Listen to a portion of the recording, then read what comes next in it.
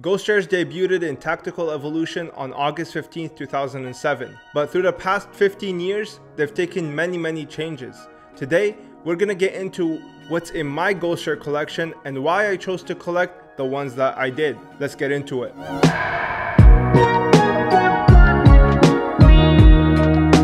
Alright, so this right here is my Ghost Share collection. This is, by the way, the Gardena binder, and I make these binders myself. If you're interested in supporting the channel and picking yourself up a badass binder, the link is in the description. To start things off, we're gonna go with the most expensive one.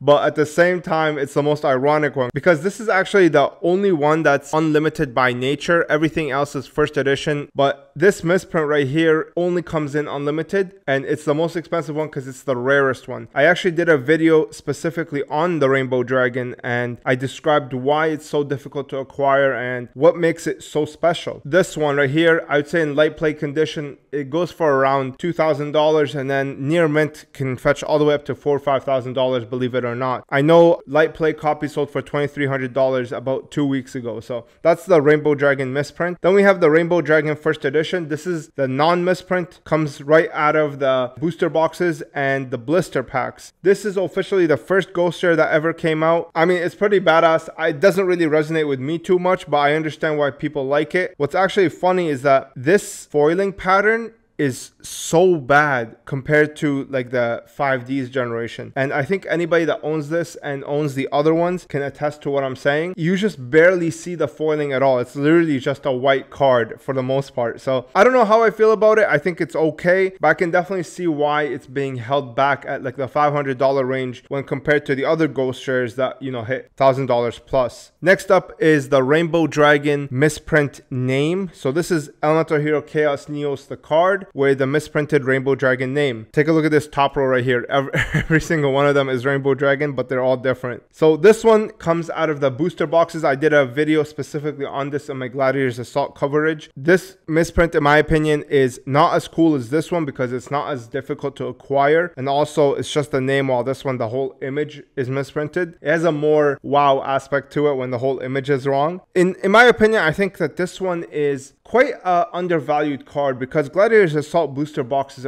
are so extinct now. They're so expensive, and this only fetches around like $800 to $1,000. It's like, I don't know, to me, when it's 1 out of 12 boxes and the boxes are like 3-4 grand, it just makes more sense for the chase card to be a little bit more expensive than that. I love name misprints, and I think that this is a really badass card. Next up is the Elemental Hero Chaos Neos corrected version. This is the card that comes out of the blister packs. So you pull the Rainbow Dragon from the booster boxes, and then you pull the Elemental Hero Chaos Neos from the blister packs. Nothing really too special about this. It is a blister pack exclusive, but there are a lot of blister packs out there. I mean, it's pretty cool. It's not anything like super crazy, but in my opinion, it is still a badass Ghost Share. It's the second Ghost Share to ever be released, and I do wish that they did release this in Ultimate Rare as well as Ghost Share. I would love to see how it would have fared against the Ultimate Rare version of this card. Next is Rainbow Neos. This is, again, one of the hardest to come by Ghost Shares in really good condition. This comes out of Phantom Darkness, which is arguably one of the top 5 rarest booster boxes of all time. This holds a huge premium. However, it's not as prominent, and it doesn't have E-Hero in its name for some reason. So because of that, it just doesn't hold as much value as the other Ghost Shares, and I'm not quite sure why. I do think that it's an underrated card. I would say it goes for as much as the Chaos Neos corrected, so around $300 to $400. This card has centering issues. A lot of these are really off center, including this one right here, but overall I would say it's a mediocre Ghost Share compared to all the others that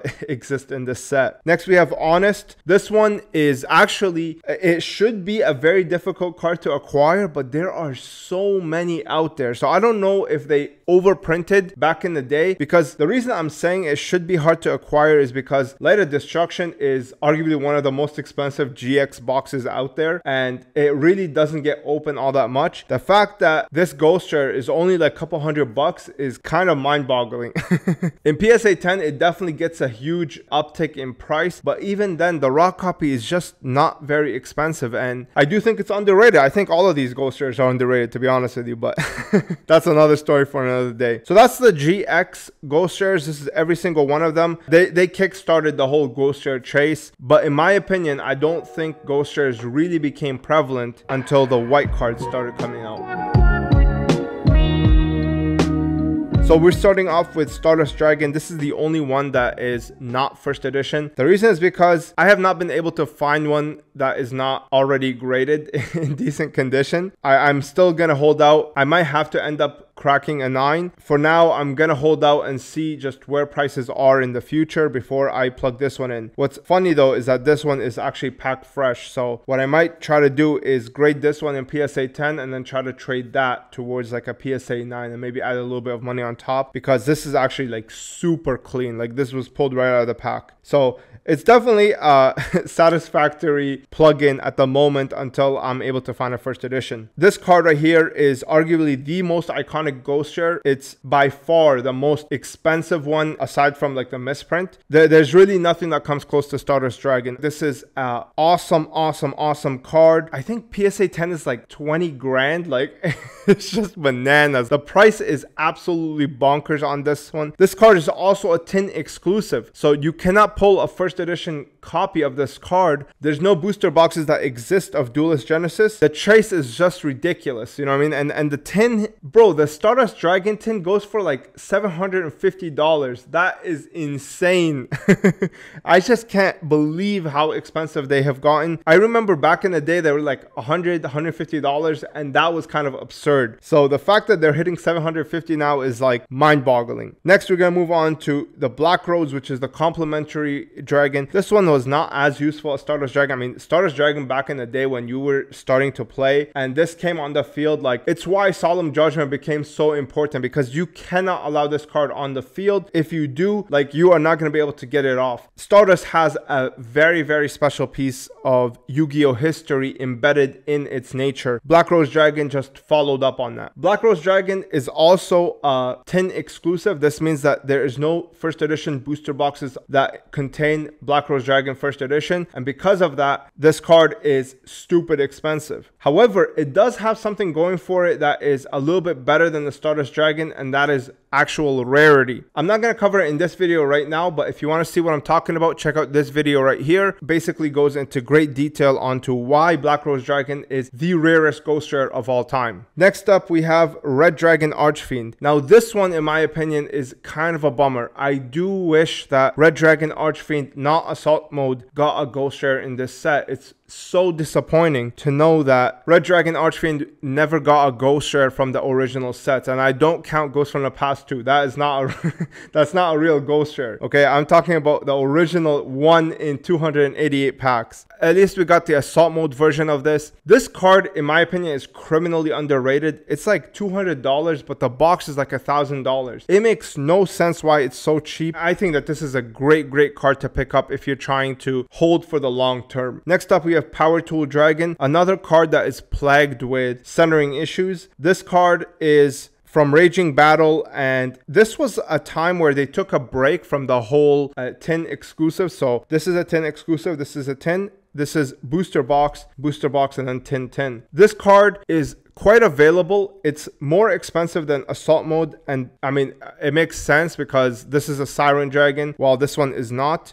In my opinion, I think that this is a pretty badass card. Raging Battle is available though. It's not like stupid rare. So unlike these guys which come only in the tins, this one does have booster boxes, and because of that, I think that's what keeps it from hitting that $1,000 threshold, unlike the other two, obviously. I think ghost shares in general, or the ones that I'm going to show you today, are some of the best holds for the long term. I think that they are absolutely beautiful, and they do a great job of being a small subset for collectors. It's not something that is absolutely insane to collect. Most of them are like sub $100, to be honest with you. It's only like a few big ones that, you know, break the bank. So in my opinion, I think that this is a great set to collect. So that's the Power Tool Dragon. Next up is Ancient Fairy. This is a tin exclusive, does not come in booster boxes except in Europe, but I covered that in the Black Rose video. Those are not really available enough for me to even count them in the population, so this is a tin exclusive by all measures. Absolutely beautiful card, stupid broken, collection will never come back off the ban list, but nonetheless, it is absolutely gorgeous. Next up is Majestic Star. This one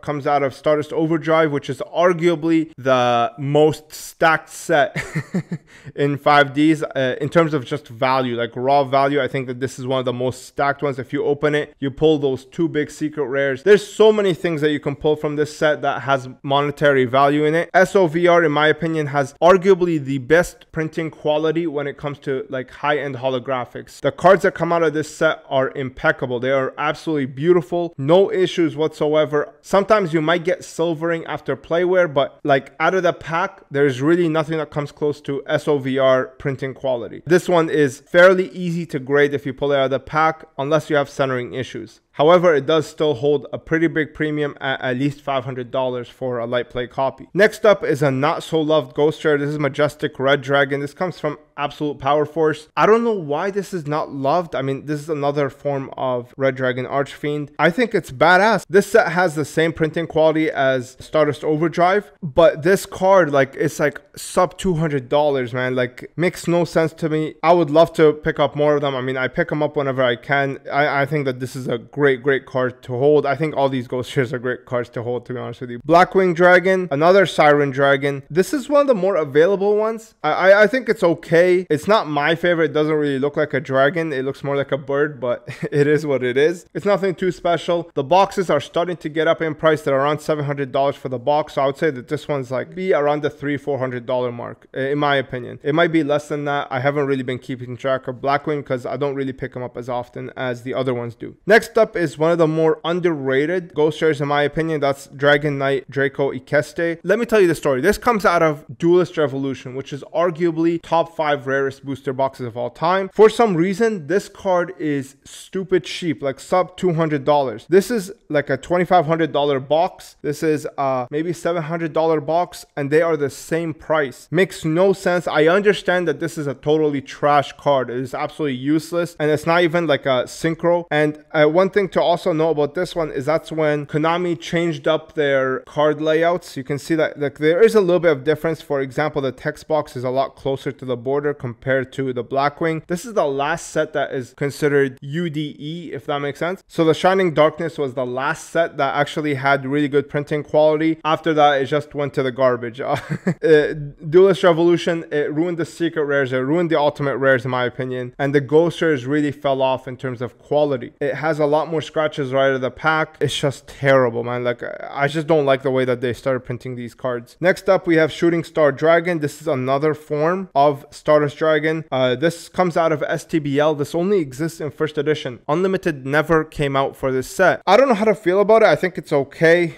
It's a spin-off of Stardust Dragon. I'm not too big on spin-offs, and the box is quite rare. I mean, the boxes are around $1,500, so I do think that this has potential in the future, but it is terrible printing quality, so it's gonna have scratches like right out of the pack. Hard to grade. Like, these guys are much harder to grade than these guys, like no doubt about it. I have zero doubts, okay, that these guys are difficult to grade compared to these. Shooting Star is okay. I think that this is an appropriately valued card at the moment. Odin, same thing as Shooting Star, appropriately valued. This one doesn't fit in the whole dragon theme. It definitely comes out of nowhere, to be honest with you. I think most ghost rares should be at least $300, and if it's below that, I think it's undervalued. I'm not sure of the price because I don't, again, follow these cards too much. I mostly follow the original ghost rares. I think that this is like appropriately valued. I mean, people still get hyped when you pull it, but it's not like Stardust hype. So, and then we have the last set from 5Ds. This is Junk Berserker with Extreme Victory. This is arguably like the worst ghost rare out of everything. Extreme Victory was printed to hell and back. I mean, it was printed because of Tour Guide. I really don't know what is worse than Junk Berserker. Like, maybe Majestic Red, maybe Draco Ikeste, but I definitely think most people are going to be bummed out if they pull this. I think this is worse pull than Tour Guide of the Underworld. So that's the 5Ds era. Let's move on to the Zexal era. First, we start off with Leviathan number 17. This card, I remember back in the day when I played like Dino Rabbits and stuff, this card was busted. Now it's not really worth too much. I think you can get this for like sub $100. Kind of insane. Definitely left the meta. It's a decent card. I think most of these are decent at most. I don't know how well they're gonna do in the future. The reason is because they're not synchros, but they kind of look pretty badass with the black border. So like in my opinion, I don't think anything beats synchro ghost rares. I think that ultimate rares in Zexals look amazing. Ultimate rares of these sets are going to do just as good as the ghost rares. There's nothing that will come close to synchro ghost rares. This is like one of the best things Konami's ever done in their whole like existence. Next up is Galaxy Eyes. This card is getting up there in price because the box is getting up there in price. The box is like $400 or $500 now. This is definitely gonna have to go up in price because of that. It's okay. I mean, most of these I can't really say too much because they were past my time. I collected them because, well, to be honest with you, someone opened all of these from the pack and they ended up selling me the whole collection. I paid like a lot of money. Like it was actually the whole collection right here, other than a few like this one and this one. Can't really say too much about these. I mean, they're okay. Almost all of them are sub $100, which is kind of criminal in my opinion. I think that these have a lot of value. I can definitely see these hitting the $200 mark, which is like, you know, doubling your money. I've never watched the Zexal era. Again, I just collect these because I love the way that they look. There's really not too much to say here. I mean, every single one of these is arguably some of the hardest cards to grade in all of Yu-Gi-Oh! They are incredibly easy to scratch. Like they come scratched right out of the pack. Like that's how bad it is. If you're trying to collect like PSA 10s of these, you have a challenge ahead of you. One thing that I do want to note though is that the Bujinki Amaterasu is the last one where it was like right before they changed the whole layout with pendulums and stuff, where they brought the first edition down to the bottom, which is an atrocity. I can't believe they did that. That was like where I draw the line when it comes to collecting. Like aside from these, I will never collect anything with first edition at the bottom of the thing. Like, I just can't deal with that, man. My OCD would kill me. For me, Yu-Gi-Oh! Stopped at the end of Bujinki Amaterasu set. And then these are just some extras that I have. Yeah, and then some more ghost rares. I do have this Blue Eyes ghost rare here. I don't know where I got this from, to be honest with you, but this one is kind of like an exception because it's Blue Eyes, but not really. I mean, it's not one of those cards where it's like I will never get rid of it from my collection, if that makes sense. If I get a good offer, it's gone. These other ones, they're staying for a very long time. The reason I don't collect these is just because for me, the whole ghost rare aura is that 1 in 288 packs. These guys, Ghost from the Past, you know, Ghost from the Past 2, they kind of ruined that whole rarity aspect for me. Like it became very much like secret rares, where secret rares back in the day were like this crazy rarity that it's not even indicated on the box. It's just so cool, right? Like it's literally a secret, right? And then they ruined it by putting every single promo as a secret rare. So it really diluted the rarity. It's not as secret anymore, if that makes sense. They did the same with ghost rares, unfortunately, and because of that I refuse to collect anything past the 1 in 288 pack era. I think ghost rares are sealed in a tomb by themselves here. They will never be touched, and I don't think they will ever go back to this, to be honest with you. I mean, I just can't see it. This is the whole ghost rare collection. It's 32 cards in my opinion. I think that this is casket itself. It's like a sarcophagus by itself of the greatest era in terms of rarity, in terms of collectability that Yu-Gi-Oh! Ever had. I absolutely love these, and in my opinion, I think that this is definitely a goal that collectors should aspire to collect. I think that these are absolutely badass. I think you'll find collecting these remarkably enjoyable and so rewarding once you're done. I think you'll have a great time collecting these. I want to wish you guys luck. Anybody who's trying to embark on this journey for this like 32 card master set, I hope that you have the same rewarding feeling that I had when I finally completed these. But yeah, that's all I have for you guys today.